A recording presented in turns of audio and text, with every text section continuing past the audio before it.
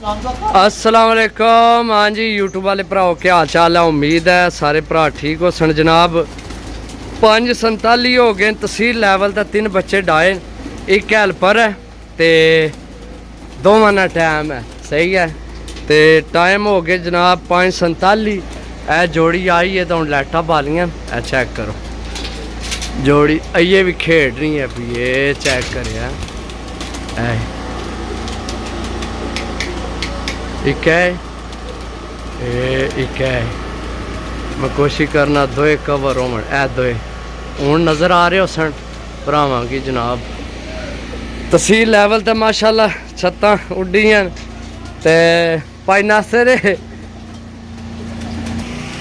जी दोस्तों उस्ताद ही फुल मछरे ने थले आ जो लाइटा बाल छोड़िया ने ते बैठे सोफे तो भाई नासर आने लाइटा बाल छोड़ो। वैसे मैं तो मना किया भाई नासर आने बाल छोड़ो, मैं क्या ये रहन देनिया सन क्योंकि ये तकरीबन रोशनी है वै ना। तो ये लाइटा का जनाब फिर जूं लाइटा बालो ना फिर कोशिश करनी है भी जल्दी आ जानी। बाकी चलो बाल छोड़ियां इंशाल्लाह जनाब जैसे बैठनियां भरावां की जनाब चेक कराने हैं इंशाल्लाह। बाकी जनाब है वसाख जेठ वास्ते इंशाल्लाह अल्लाह खैर खैर करे। कबूतर तैयार कर रहे हैं सही है। उमर फारूक छत अल फजल मैरिज हाल है इन्होंने खरका शरीफ जनाब इन्होंने छत है।